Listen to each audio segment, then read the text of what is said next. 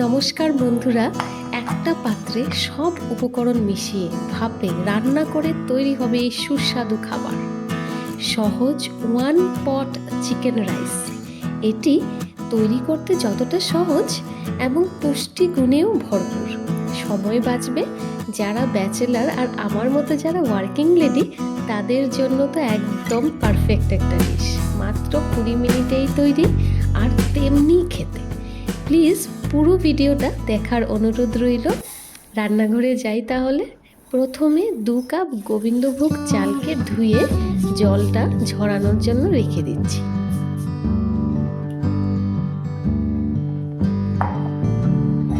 তারপর একটা মশলা তৈরি করি। 3টে পেঁয়াজ, একটা টমেটো, কিছু গোটা গরম মশলা, 1 টিস্পুন জিরা, 1/2 টিস্পুন ধনে দিয়ে একটা পেস্ট রেডি করেছি। এবার প্রেসার কুকার বসিয়ে দেব।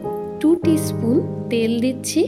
একটা স্লাইস করা পেঁয়াজ দিয়ে অল্প ফ্রাই করে দেব। তারপর মশলাটা ঢেলে দিচ্ছি।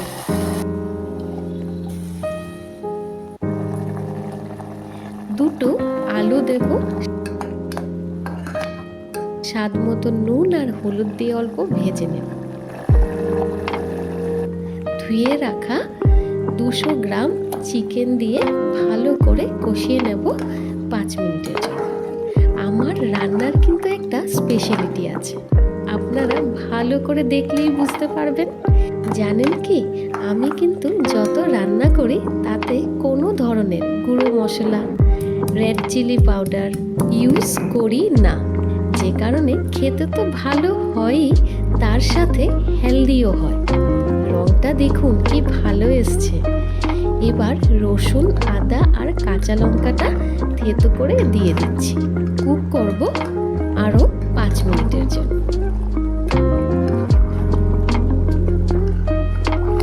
জল ঝরানো চালটাও দিয়ে মিশিয়ে নিচ্ছি।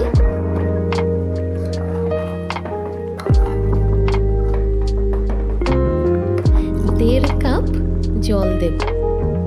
1 টিস্পুন ঘি আর কিছু ধনে পাতা দিয়ে দিচ্ছি। 1 টিস্পুন চিনি দিয়ে ঢেকে দেব। মিডিয়াম ফ্লেমে 2টো হুইসেল দিয়ে বন্ধ করে নিচ্ছি। কিছুক্ষণ পর খুলে গরম গরম সার্ভ করুন। আমি সাথে 2টো ডিম সেদ্ধও নিয়েছি, স্যালাড নিয়েছি।